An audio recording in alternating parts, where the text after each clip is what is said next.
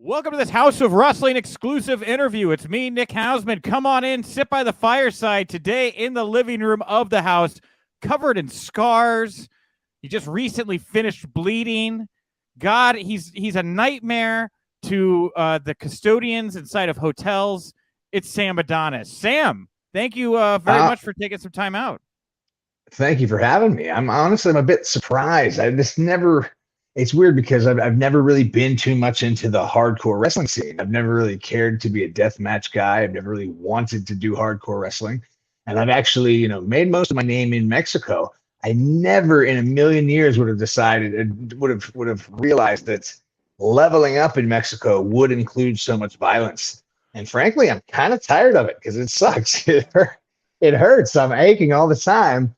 But, right now with Lucha Libre AAA, we're preparing for TripleMania on August 12th. And it's pretty damn cool because it's the first time in my life I get to really enjoy the fruits of being a top-level main event wrestler, if you will.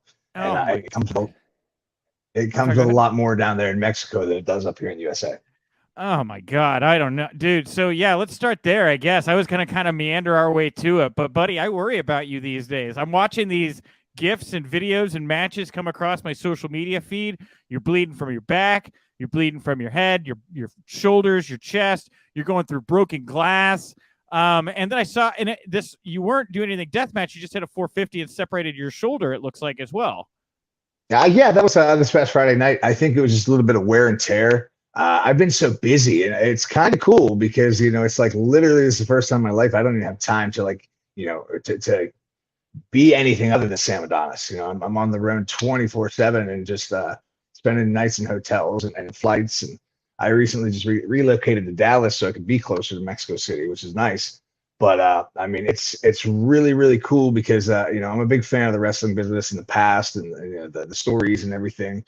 And the exciting part is that they always use the term drawing money. You're in a program, and that's where we are right now. This feud I have with Psycho Clown is a big deal.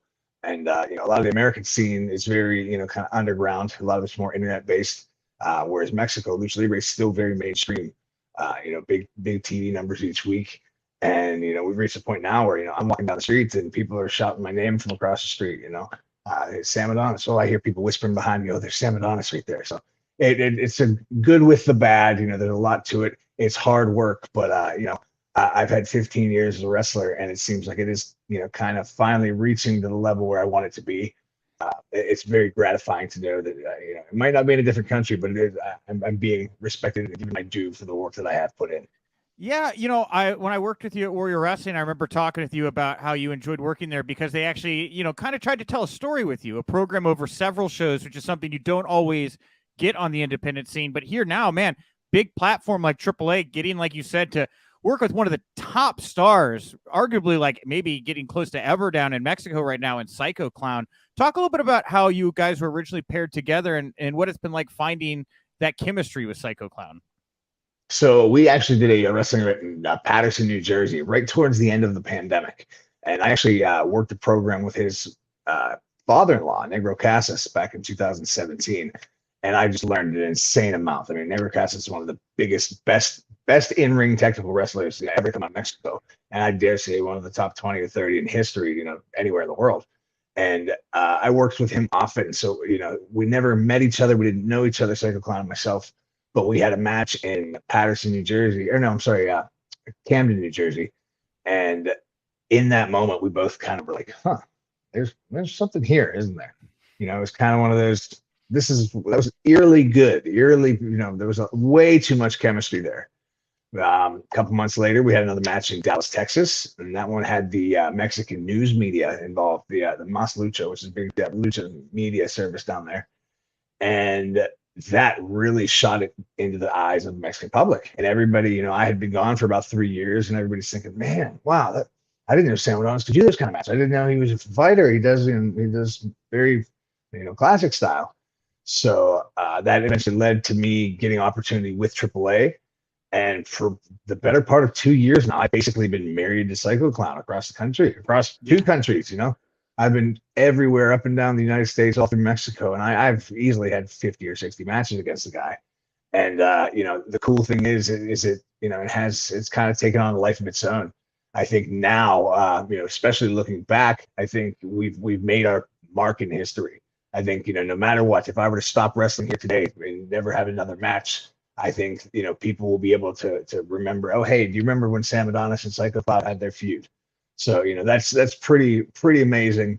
I think it's kind of transcended, my personal career. It is a part of lucha lore at this point, and I think the best is still yet to come.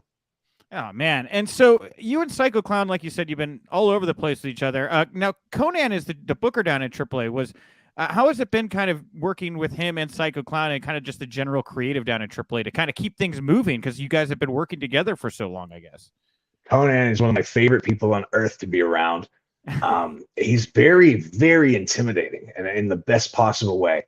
Konnan, he's not real big on compliments. He's not real big, to tell you when you did well. When you come back and everything just clicked, he's going to hit you with something you could have done better. And it just kind of sucks the wind out of you, but in the best possible way, because that's the kind of, the coach, that's the kind of leadership you need to level up. And, the thing about Konnan, he knows exactly how smart he is. He knows exactly his experience level. He knows exactly what he's talking about. And he's not afraid to be brutally honest. So, a lot of times it's he's a very yes sir type of relationship with the guy. But I mean, just sitting under the learning tree, working for him, and being given his confidence is a stamp of approval that it means more than anything. Myself and my brother and my dad, we watched AAA, Lucha Libre AAA, in 1994. Their first American pay-per-view was When World Collide. And I remember watching it and I was confused. I was like, wait, why is there wrestling tonight? It's not WCW. I don't understand how there's a pay-per-view tonight. And my dad said, no, it's new. You're going to like this. And we watched it, and we were just blown away by AAA. I was 4 years old. And from that day forward, my brother and I, he would have been about 9. I was 4. We just wrestle around the house. He would be Konnan, and I would be Perro Aguayo, which is really awkward from, a Caucasian family from Pittsburgh. You don't hear about that too often. So, hey, fast forward, 30 years almost. And now I'm a main event headliner for their next pay-per-view. Yeah, man. And so you, before this, were kind of more known as the like Donald Trump guy. How does it feel for you to kind of get to be able to move away from that and just become really Sam Adonis and like stand on you as a wrestler, as opposed to kind of, I don't want to say stand on this gimmick, but this kind of easier form of heat you would get with that kind of stuff? Well, I don't think, that's something I think had I known that would have been if I would have known that pigeonholed me as bad as it did, I probably would have never done it. I still was much more of a wrestling heel in CMLL than I was, a American politician or anything. That was kind of just right here, right now, let's get some extra heat. I think the political climate was just so sensitive.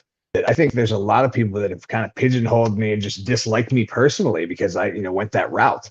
Even in CMLL, my matches were very classic lucha. They're very, I had to learn their style. I was doing their moves.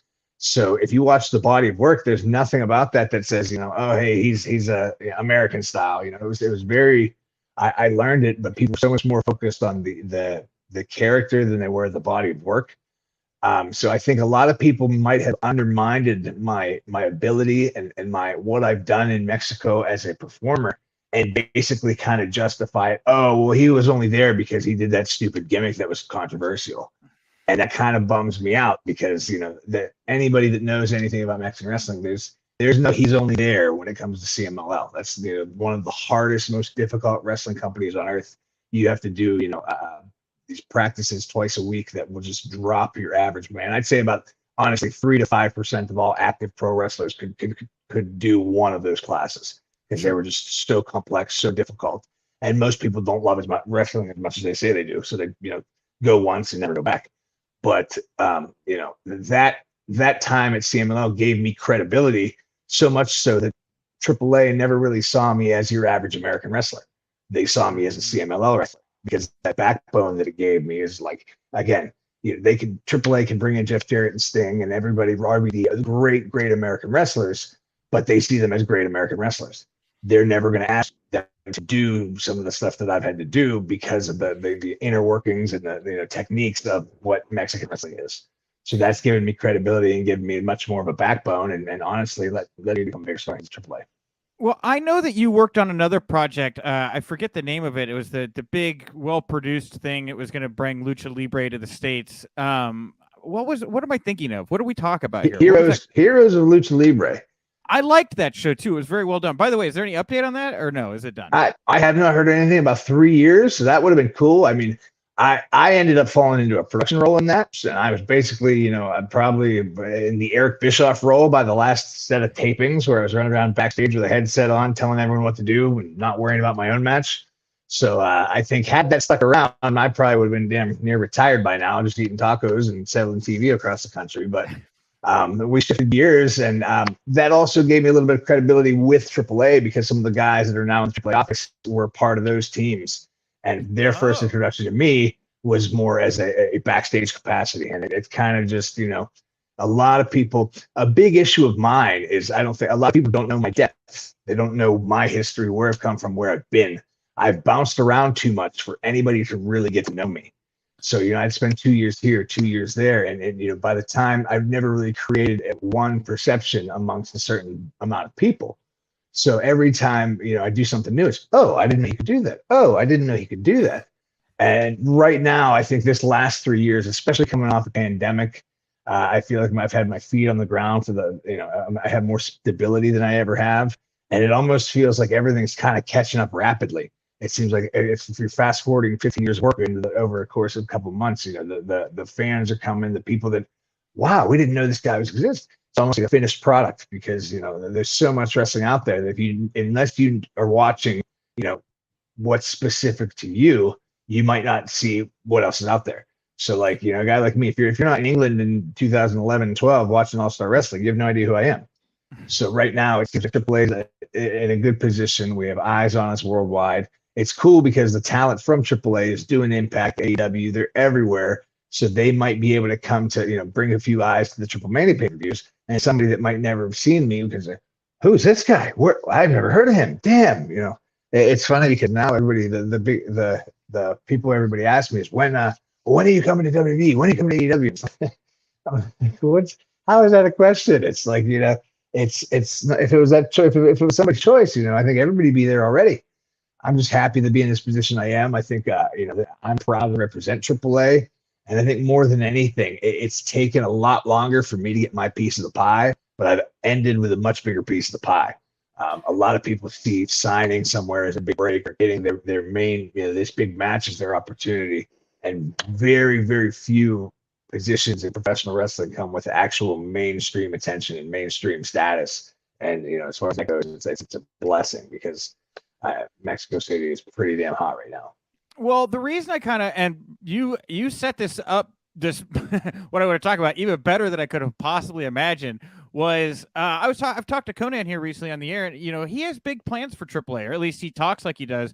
Wanting to come into the United States, penetrate this market more, do a live kind of weekly television show. You talk about your experience there, wearing the headset. Obviously, both what fans in Mexico and the United States enjoy. Do you see that lane for AAA in the next couple of years to move into the United States and spread this kind of unique brand with the fans here? I absolutely have a lot of faith in AAA in that department. I think there's so much just wrestling in general. There's such a demand for new all the time. Everybody always wants what's new. As soon as something's 2 or 3 years old, somebody wants something else new. So that's definitely an opportunity we'll be able to take advantage of. The thing that's different about AAA is we always, always, always get to have that little cultural edge. I think just the fact that the reputation of Mexican lucha libre is a much more refined and respected art form to the general public than professional wrestling is. So much so that you look at a company like Lucha Vavoom that doesn't even operate to professional wrestling fans, are selling thousands of tickets a year at $200, $300 a head because it's so prestigious. These are the art people. These are people that want to just see the cultural side of it. I think AAA as a whole, being a 31-year-old professional wrestling company from Mexico, if you were to take it into a certain district that would not support independent wrestling or not even support mainstream WWE wrestling, they might say, Lucha Libre from Mexico, this sounds interesting. I'll check this out. And that kind of just that little added edge gives you a perception it almost might negate the fact that it was never really presented as a shoot, if you will. Almost gives you a little bit more of a tolerance and more of a sympathy towards the art form, and say, wow, that was incredible. And I think there's a big market for us to be able to move in and get brand new fans that aren't watching wrestling, they're not watching any of it, to say, I watched some Mexican Lucha, and that's great. Those guys are incredible. And I think that's where we're going to end up heading. Well, I feel like you and Psycho are really kind of that perfect first feud for a North American audience. You know, I'm happy to hear you say you think that the penetration will be here in the next couple of years, because it does seem like that kind of yin and yang to kind of get fans that are maybe on the edge over the ledge, you know? Oh, well, I'm a big believer that everything happens for a reason, you know, and there's no such thing as luck. You kind of have to just be tolerant and patient and just kind of keep working, and everything works itself out. I ended up learning my Spanish in about 3 months, which is just unheard of. I don't know how it happened. I mean, I know how it happened, but it doesn't make sense to me. I never met anyone else that's had that kind of, perception. And shoot, I forget, half the stuff I'm going to do this week, but I remember I retained my Spanish. And somehow that's all, lined up and led us to this point. And I think when it comes to, my personal wrestling career, plus my experience with the backstage stuff, plus my experience, promoting worldwide, and in business sense with, sponsors and with TV channels and production. That's one of the major things that AAA likes having me around for. They get to ship me off to the TV channel, and I'm their big blonde American boy that gets to speak Spanish and, to invite new viewership. So I think, it almost, in my opinion, it almost feels like the perfect storm that I will be here for part of that to really usher in the new era, if you will, on our TV programming. I make sure I tell everybody that, hey, Psycho's over the news. Sam Adonis is here. Now we're no longer AAA for Mexico. We're going worldwide, and I'm the face that's going to take it to you. I might turn that up a little bit to be a little bit more presumptuous about it, but I do believe that I'm in a very good position. That I think that there's something to offer an American market, or even just an English speaking market, when you have boots on the ground in the situation that actually is able to communicate both and convey it to an English speaking market. Now, you recently wrapped up with MLW. Did the commitment that you have to AAA, or like all of the commitments you have to AAA, did that weigh in the decision to part ways for the time being with MLW? Absolutely not. MLW is great. I was on the fence. I didn't really want to sign a contract anywhere at that point. But Konnan's very tight with Court Bauer, and they were able to cut me a deal that I couldn't refuse. I mean, it was basically just a cut. I think I ended up doing maybe 7 or 8 tapings. There was no major commitments. There was nothing, no restrictions. I didn't really understand why that had to be put on paper, but it wasn't going to throw anything off. So I said, okay, let's do it. I don't know if they maybe had a few other ideas that fell through or something, but on my end, I have not a bad word to say. Everybody was awesome. I got to work with some great talent. We got to spend some time in the United States for once. It was cool being in an English-speaking wrestling environment for once.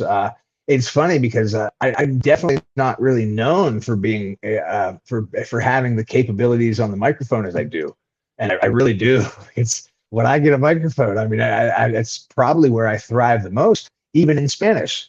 It was nice to be able to have some mic time in the USA, show some people that I can do it. But yeah, right now it's just nothing's really going to be able to offer what AAA is doing for me. It's a great position to be in. Like I said, I've worked here for a long time. There's a lot more left in the tank as far as this goes. I personally see a massive babyface run coming in Mexico. Hopefully one of these days you can look back and say, hey, do you remember Vampiro? Yeah, what about Sam Adonis? So we'll see. Maybe I'll have some rock concerts and some packing out 5 or 6 shows a day like he used to. That's freaking awesome. Well, I know you talk about how you say, people say, oh, we want to take this momentum, sign with WWE, AEW. Of course, that'd be great. With AEW, you don't necessarily have to sign, though, because they have that whatever forbidden door with AAA already, where you can kind of have that crossover. Do you see yourself doing any kind of the crossover stuff with AEW in AAA together, or no? I would love to do anything that's something like that. When it comes to AEW, I mean, some of the best talent in the world's there. I definitely like to do a situation like that. My positioning on it, though, is I like to do what I like to do. I think overall, contracts in professional wrestling are very, very restrictive. There's very few contracts are as beneficial for the performer as the performer believes they are. Wrestling so much about the here and now that so many of these contracts literally just, they pay you, they might give you a guarantee up front, but they halt your momentum. And I think so many wrestlers are not thinking of an end game. They're not thinking 20 years down the line. They're not thinking, how do I make my real money in wrestling with this career? So I think a lot of people are signing away a lot of freedoms. I've been very lucky to position myself in a place where I can be in control of what I'm in control of.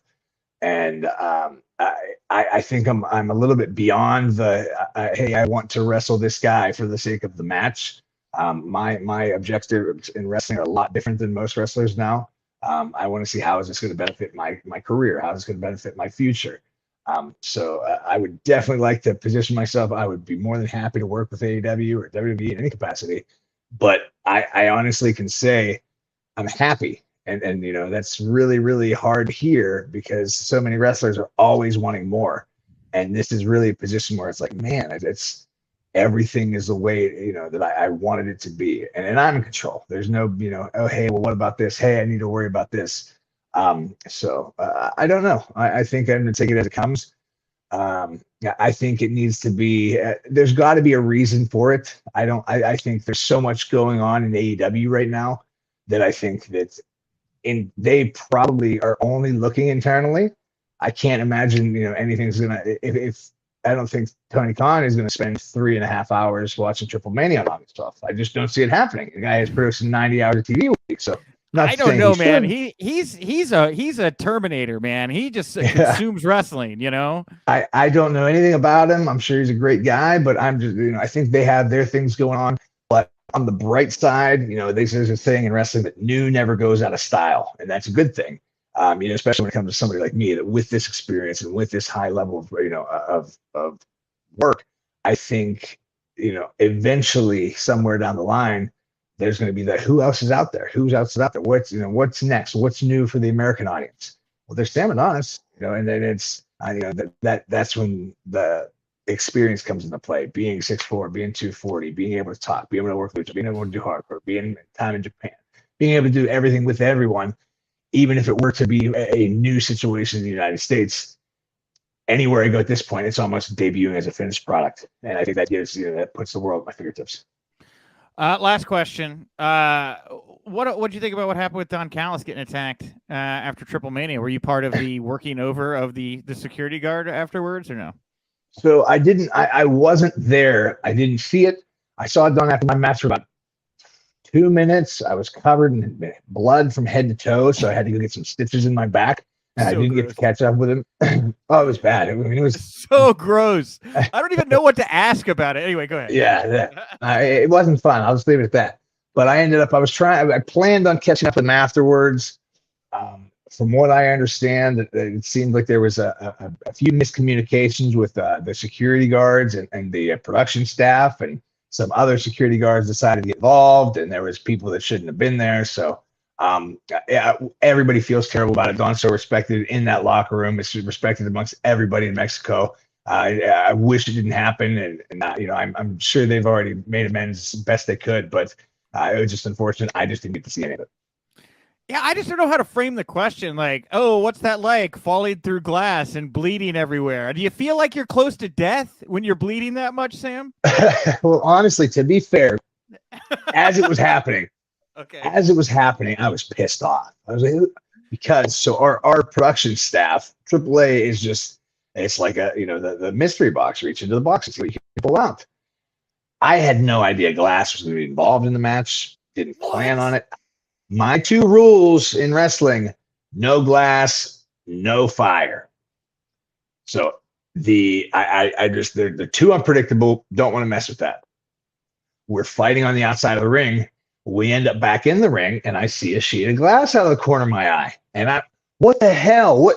I'm thinking, no, get away from that as far as I can. And the time it took me to turn around, I was already up and I was thrown into the glass. And so it more scared me more than anything, but it was like, oh, okay, that didn't hurt that bad. And then, a few hours later, the adrenaline rushed off, and it did end up, stinging quite a bit. The ride home wasn't fun. Hugo Savinovich cleaning me up in the hotel lobby so I could, get my bandages off to shower properly. It was quite an experience. But it was one of those things where, like, at least the justification for it, at least there was 15,000 people there. At least I was being paid very handsomely to do it. I see so much of this just because, everybody wants to do it just because. I saw this guy do this, so let's do this because.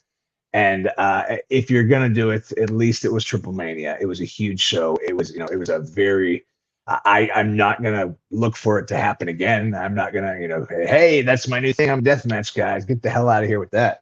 But it happened. There's a couple scars on my back that'll be there for the rest of my life. But the show goes on. I had to wrestle Sunday afternoon in Anaheim, California. I had antiseptic through my back. I had to wrestle with a T-shirt on, and then I wrestled once again on Tuesday night, Wednesday night, and Friday night. So it is what it is, man. It's let's put it this way: Terry Funk would be proud. You shared that photo of your bed from the hotel room, just covered in blood, and I can only imagine the poor house service person coming in and just wondering what happened here. What did you have to tell him? Oh, there's a lot of blood because I was falling through glass last night. No. I told the reception I'm sorry. I had an accident. I was in a car accident, and I was bleeding through the sheets. So, to be fair, these things happen, man. These hotels, they're used to that. I'm sure I'd be willing to bet I wasn't the only set of sheets that had blood on it that night. So just saying, I'll leave it at that. Excellent into this interview. Sam, I'm so happy for you. I hear the joy in your voice. I can tell you're having a great time right now. That's why I wanted to talk to you, because it is really a moment in time for you. A year from now, things can be very different for you and AAA, and I'm really glad we got to have this talk right now. Where do you want to send people? I'm sorry, go ahead. Yeah. I appreciate the invitation. It's always nice to talk to you. I miss seeing you in Chicago, but it feels weird because I haven't even been to Chicago in about a year, which is just nuts, So that's how much things change. Just come over here. Come hang out. I'll make you a nice tuna steak or something at my house. It'll be great. That would be nice. Tomorrow I am back in Mexico City again. Then I'm home for a couple of days before about 10 days in Mexico City. So things are pretty crazy right now, but it's all leading up to August 12th. TripleMania 31 will be live on Fight TV. Sam Adonis against Psycho Clown, against LA Park, against Roosh in an elimination 4-way match. The loser the last man in the ring will be shaved of his head or have his mask removed. So this is a big one. This match is, I can't even explain how big it is in Mexico. These are, three, in my opinion, the three top stars in Mexico. And, in many opinions, this is the 4 top stars in Mexico right now, which is just kind of surreal. So I'm excited. It's going to be fun. Not only that, the show is just stacked with the best luchadors on the planet. If you know, you know. If you don't, it's about time to find out, because year after year, AAA is banging out talent, and they're everywhere. So August 12th, check us out. Find me on Instagram or Twitter or Facebook at Real Sam Adonis. That was just pretty cool, exciting pictures, and I definitely have some good Mexican food I'm always sharing with people too. So I appreciate everyone's support, and it's only getting good for